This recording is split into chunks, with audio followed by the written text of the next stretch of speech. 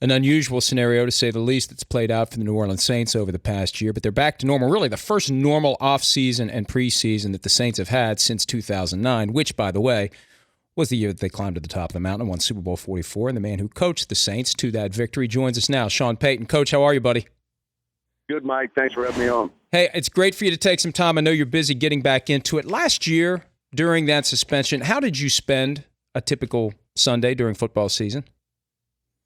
The Sundays, it was really kind of low-key, just watching the game on the TV and, making a few notes, not really doing much of anything, and then kind of watching the other games. You're watching the first round of games, and then the afternoon, the late games, then Sunday night football. The coaches' tape, or the cut-ups, if you will, I would get on Tuesday or Wednesday. How hard was it to watch the games and not be in position to do anything about it, to change anything, to take an active role in it?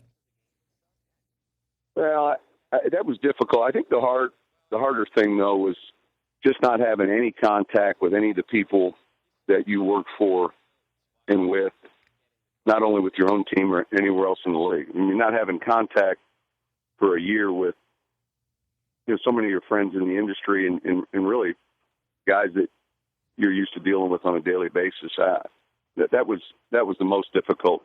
But on game day, there were times where it was frustrating, especially with the way the season went. But just not having interaction with so many of these people that you're close with, that seemed to be the most difficult and kind of crazy, really. And the situation itself, and I don't want to get back into the details, that was something that was delved into very extensively last year. There was a lot of debate, discussion, disagreement about the merits of the actions that were taken. But with all that now in the rearview mirror, do you use what happened last year at any level as extra motivation coming back this year? I really we've tried to distance ourselves from that line of thinking. I mean, in other words, look, I think we're driven to be successful. We're driven and motivated to win, but it can't come out of spite or anger towards the league office or the commissioner. I think it's something that has got to be in the rearview mirror, and our focus has got to be on the things that we need to do to improve. And then there's a lot of areas from a year ago that we're going to have to be better at this season if we aspire to do that. So I think this thing lasted over a year, and certainly there's fallout from it without draft picks, but I think it had to be something that our players put in the rearview mirror. And in the first team meeting that I had, I addressed it. If this is something I'm going to get past right now and move on from, then everyone else in here can do the same thing. And a lot of guys in that room weren't around or really couldn't appreciate or understand it. So it just appeared that it was kind of a daily battle as to the information or misinformation, if you will, that was put out, and I think that's kind of behind us now. We're talking to Saints head coach Sean Payton. Do you believe that people don't quite realize that this Saints team, even though there was a very bad defensive performance last year and all of the turmoil, still 7-9, this is a team that has the foundation to be pretty good this year, and a lot of people don't seem to realize that. Do you sense that? Well, I think there's a handful of teams every year that gather more attention, and understandably so.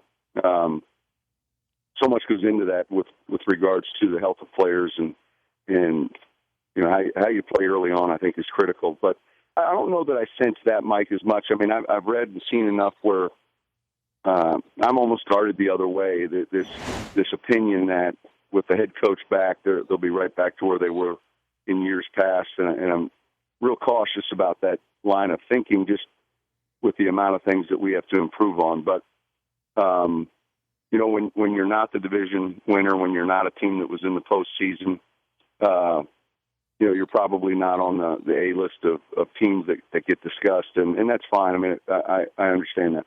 The biggest area for improvement that the Saints need to focus upon is defense. Rob Ryan, the twin brother of Jets coach Rex Ryan, now takes over. Talk about what Rob brings to your defense this year. Well, he's a guy I didn't know a whole lot about prior to hiring him, and then spent almost the better part of a week talking to a number of coaches that have worked with him. I think he brings a confidence about not only himself, but is able to bring that out in the players he coaches. I think he's a real good teacher. But, our guys on defense need to get back to that confident feeling and feeling good about what they're doing. And part of that is knowing their assignments and being in a position to be successful and us utilizing their skill set that really best suits them. And I think that he's able to do that. We've got a real good staff on defense.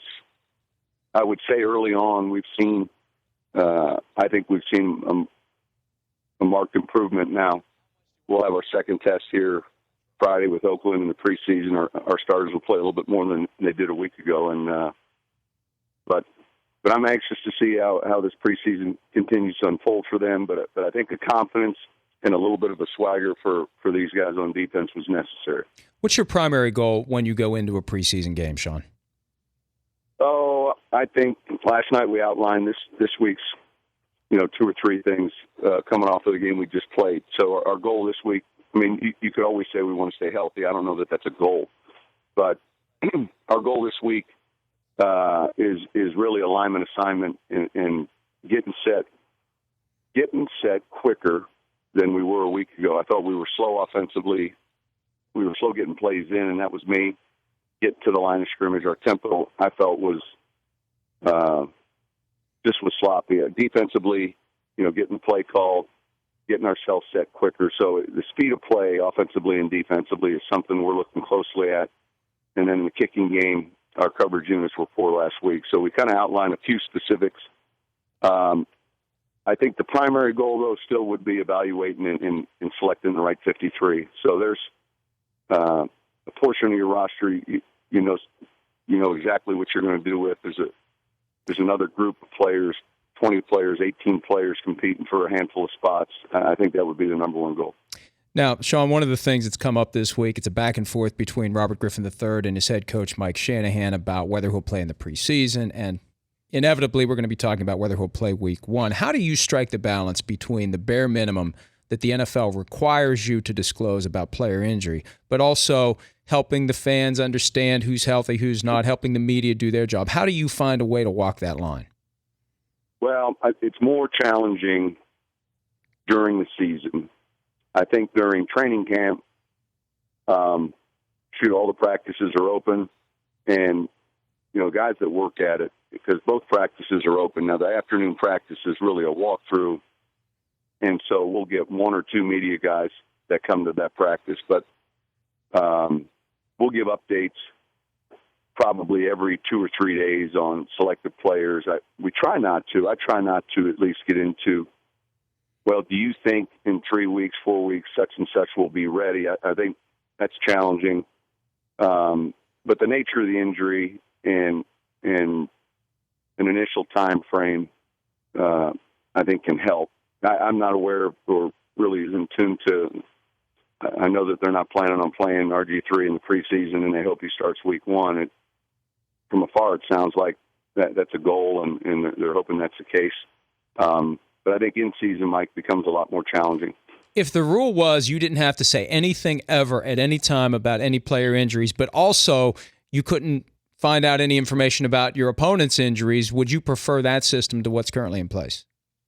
Well, I think what's in place needs to be tweaked. I think that system, the bigger challenge is, the open media portion of practice and what's being seen and not seen, what can be written, what can't be written. I think it could be as simple as, if there is an injury, it's did not practice, injury, and then simply at the end of the week, questionable, probable, likely, and the current format. Every year we go round and round round and round. You know, he was listed as doubtful, then he moved to this, and then your practice status during the week. Look, I think more and more people want to pay close attention to. I mean, just the advent of fantasy football. People want to know, is this guy going to be up or down? Last one for Saints head coach Sean Payton. Super Bowl 44 champions. We will be back to Super Bowl 48 and win it if. Oh, let's see. If the one thing we have to do, if we play a more complementary game of football, both offensively and defensively, and if we stay healthy, and then there's a certain amount of good fortune that goes into playing in that game. Well, we wish you all the best as you try to do that. Welcome back to the NFL. We look forward to watching this year and look forward to talking to you again down the road. Thanks, Mike. Appreciate all right, thanks, it. Sean. Saints head coach Sean Payton. Do not go to sleep on the Saints.